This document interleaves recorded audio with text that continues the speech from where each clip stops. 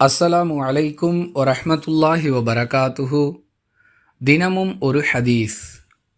நபிமார்களுடைய அடக்கத்தலங்களை வணக்கத்தலங்களாக ஆக்கிய யூதர்கள் மற்றும் கிறித்தவர்களின் மீது அல்லாஹுவின் சாபம் ஏற்படட்டும் என்று ரசூலுல்லாஹி ஸல்லல்லாஹு அலைஹி வஸல்லம் அவர்கள் தமது மரண வேளையில் எச்சரிக்கை செய்தார்கள் என ஆயிஷா ரதியல்லாஹு அன்ஹா அவர்கள் அறிவிக்கிறார்கள்.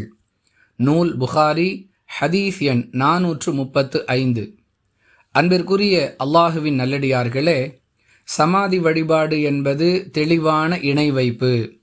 இந்த மிகப்பெரிய பாவச் செயலில் தன்னுடைய சமுதாயத்தினர் அகப்பட்டுவிடக்கூடாது என்ற அக்கறையில் தன்னுடைய மரண வேளையிலும் அந்த பாவத்திலிருந்து மக்களை பாதுகாக்கும் முயற்சியில் ரசூலுல்லாஹி ஸல்லல்லாஹு அலைஹி வஸல்லம் அவர்கள் ஈடுபட்டிருந்தார்கள் என்பதை இந்த ஹதீஸிலிருந்து அறிந்து கொள்கிறோம். இந்த அளவிற்கு நபி அவர்களால் கடுமையாக எச்சரிக்கை செய்யப்பட்ட சமாதி வழிபாடு என்ற பாவத்திலிருந்து மனித சமுதாயத்தை மீட்டெடுக்கக்கூடிய முயற்சியை ஒவ்வொருவரும் செய்ய வேண்டும். நாமும் அந்த பாவத்திலிருந்து பாதுகாப்பு பெறுவதோடு ஒட்டுமொத்த மனித சமுதாயத்தையும் அதிலிருந்து மீட்டெடுக்க வேண்டும். இதுவே இந்த ஹதீஸ் நமக்கு சொல்லக்கூடிய பாடம். வாஹிரு தஅவானா அனில் ஹம்துலில்லாஹி ரப்பில் ஆலமீன்.